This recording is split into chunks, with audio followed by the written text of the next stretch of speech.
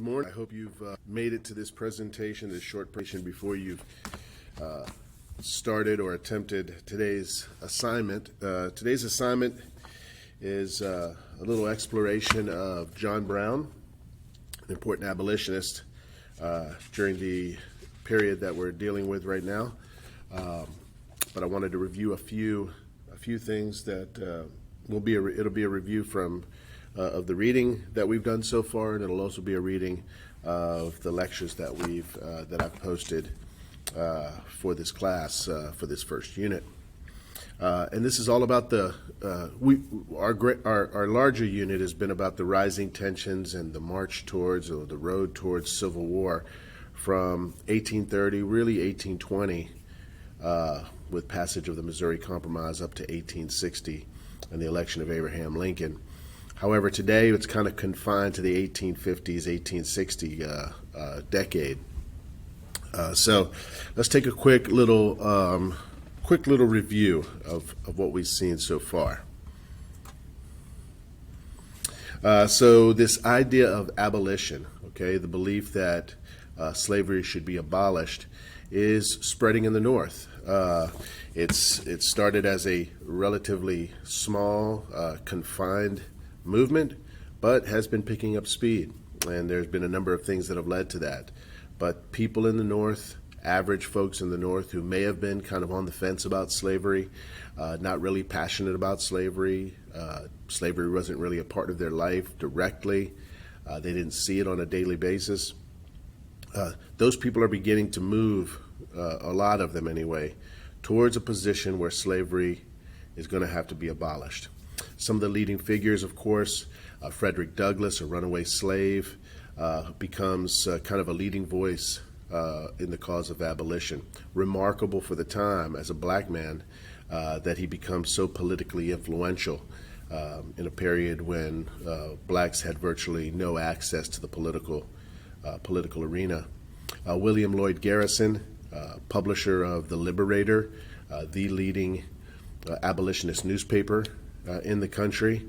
The Underground Railroad, Harriet Tubman, Frederick Douglass worked on the Underground Railroad. Many people, many abolitionists are going to be working on this path to freedom for escaped slaves. In the end, in the 30-year period from 1830 to 1860, as it says, between 70,000 and 100,000 slaves are assisted to the Underground Railroad. That's pretty remarkable. One of the key features, or the key events that take place that kind of ratchet up the tension during this period, is the Compromise of 1850. We've seen the Missouri Compromise. It was a Band-Aid over the problem that would continue to exist. The Compromise of 1850 arises when California is attempting to join the Union as a free state. Of course, the South is going to have a problem with that, right? That upsets the balance in the Senate. California is going to be ultimately a very large state, both in size and eventually in population. And so the South is, I guess, understandably concerned about California entering as a free state. Henry Clay, the great compromiser, and Daniel Webster of New Hampshire hammer out a compromise deal and sell it to their colleagues in the Congress as something that all sides can walk away from the table at least getting something. So what was the result? California comes in free. The new territories acquired, much of it acquired in the war with Mexico. The Utah and New Mexico territories would be open to this idea of popular sovereignty, where the people within those territories would decide what would happen on the issue of slavery and other issues for that matter. The South, for their part, they get a strong fugitive slave law to try to cut down on the number of slaves escaping to the North and provide some legal mechanism to punish abolitionists who are attempting or aiding or assisting slaves who are escaping. And then, of course, not on the screen, but we've talked about before, the issue of slavery in Washington, D.C. And there's a kind of a mini compromise within the larger compromise of 1850 where the slave trade would be outlawed in Washington, in D.C., but the slavery itself would be allowed to continue, at least for the time. Fast forward 1854, Stephen A. Douglas, Senator of Illinois, wants a new transcontinental railroad that's being considered and talked about to begin in his home state of Illinois because, of course, railroads bring money. And in order to do that, he proposes organizing what's left of the Louisiana Purchase Territory, the Nebraska Territory, so that a railroad can cross that territory. And of course, all of the things that would be needed to service a territory would be more easily handled in an organized territory with a territorial government and settlements, growing settlements, and so forth. Of course, that sparks outrage again in the South, Nebraska being north of the Missouri Compromise line, and so as kind of an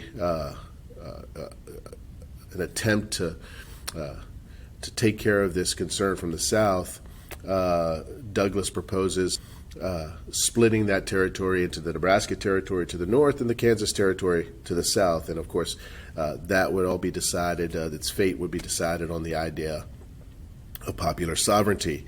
Free soilers, those hoping to maintain the Kansas Territory as a free territory and eventually free states in that area, come into contact with pro-slavery border ruffians, if you will, is what they were often referred to, that enter the state to try to influence the vote that's going to take place deciding the fate of Kansas. This leads to Bleeding Kansas, of course. Some of the first real fighting that we see, and kind of is an indication of what's to come, right? This will be the first time we see John Brown show up on the scene. John Brown goes to Kansas with his sons and a few fellow abolitionists in retaliation for some pro-slavery activists attacking an abolitionist newspaper and destroying its printing press.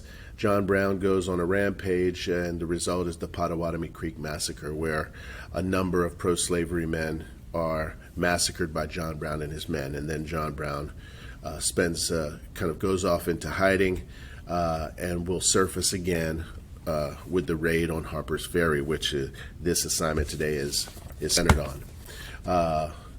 A quick summary of what takes place there.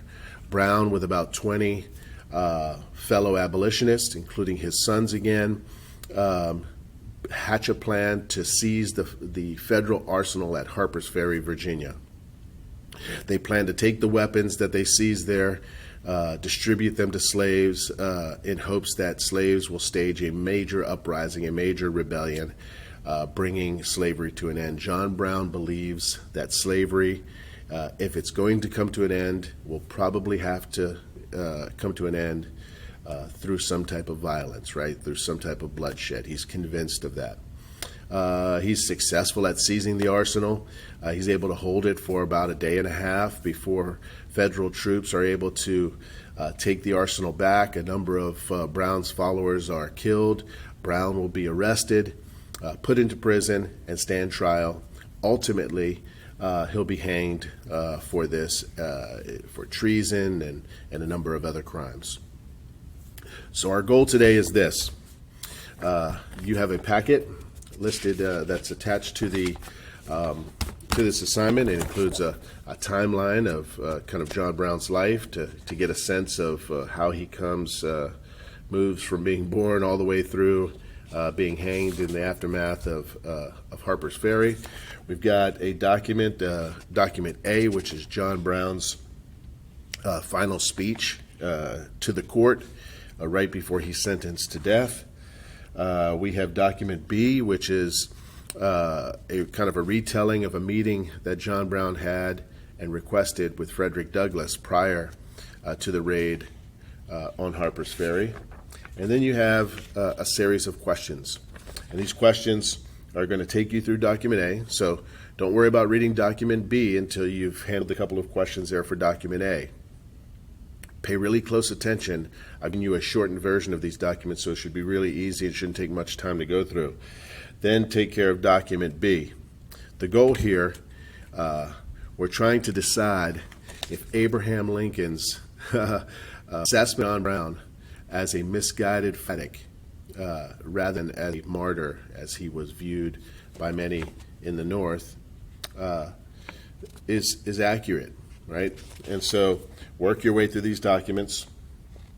The last question is going to ask you exactly that. Do you agree with Lincoln in his assessment? And then finally, once you're done with everything, I've added in a third document, document C, which is a letter from a lady living in the North to John Brown as he was being held in prison, to give you a sense of how some others in the North view John Brown. Lincoln's is not necessarily the only opinion, right? You can imagine in the South he's viewed as a villain, a very dangerous man. In the North, the reactions are going to be mixed. Anything from Lincoln's misguided fanatic assessment all the way to martyr or hero to the abolitionist movement. All right, well, I hope you get through this and enjoy this assignment. Sorry, my light cut out. Give me 1 second. There we go. Apologize for that. Hopefully you enjoy this assignment. Hopefully you learn something about John Brown and more importantly, something about this debate that's taking place in the country as we steamroll towards 1860 and the election of Abraham Lincoln, and then the secession of the southern states and ultimately, of course, the Civil War. Well, all right. I look forward to reading what you have to say. When you're finished with this assignment, the only thing you need to turn in or submit is the questions and answers. Okay, so I believe the PDF on this has some fields where you can enter directly into the PDF, save it, and you should be able to submit it like that. I think that should work pretty well for most of you. All right. Well, I look forward to again reading what you have to say, and you guys have a great. I won't see you again until next week, so have a great weekend, and we'll see you then.